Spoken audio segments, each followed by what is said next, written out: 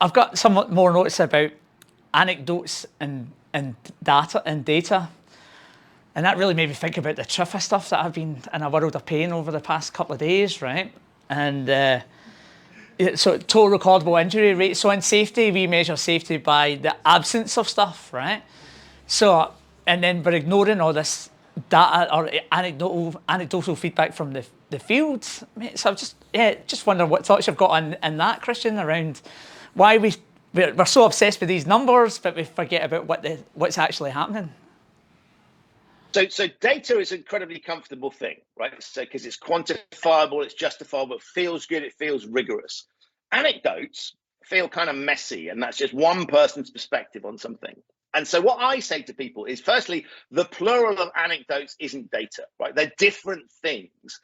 And what data tells you is what has happened. And remember, data comes from one place, which is the past.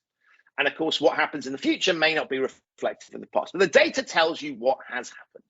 Anecdotes can help us to understand why. And you don't have to take my word for that. You can take Jeff Bezos's word, and he runs a small thing called Amazon that you may have heard of. Apparently you can buy a good book from there. Right, apparently, absolutely. You can get that from there. Right. You definitely can. And what he does is gathers both data and anecdotes and looks at whether the data and the anecdotes match up. And if the data and the anecdotes don't match up, he goes and gets more anecdotes.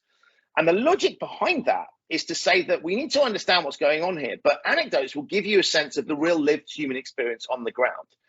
And so if we want to understand what is happening at the front line, listening to people's anecdotes is a very powerful way to give us some clues, and it can provide early warning indicators that may not show up in the data, or the data might lead us down a particular path and mislead us. So anecdotes gives us a sort of richness and a tapestry of what's actually happening. And so if we look for those and understand those and look at the difference between what the anecdotes tell us, to try and work out, yes, we know what's happening with the data, but we don't necessarily know why or what that feels like for people on the ground. And so I'm a big fan of something called anecdata, which is a made-up word that combines anecdotes and data and says, let's look at that. And that's why I think it's really powerful to have.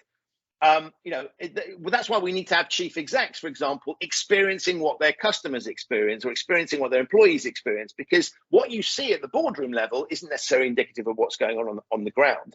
And we're really good, if we take data sets, we're taught to do this at school, we're really good at creating stories out of the data sets that we see.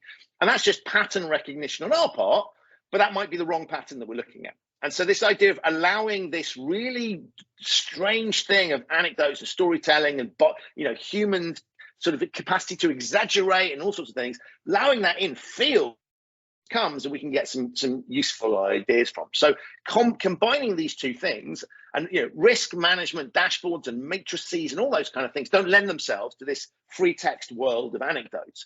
But that's what we need to try and capture if we really want to understand what's going on.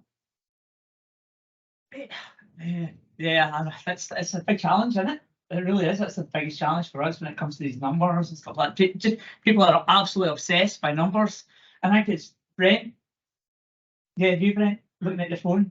He's trying to buy your book. You talk about, like, what was it? I wrote it down actually. You talk about stories. We don't get stories from numbers or something like that. Was that the? Yeah, you don't get emotion from a story. Yeah. People can't connect to numbers, they can only connect to stories. Yeah, people can't connect to numbers, they can connect to stories. I mean, I'll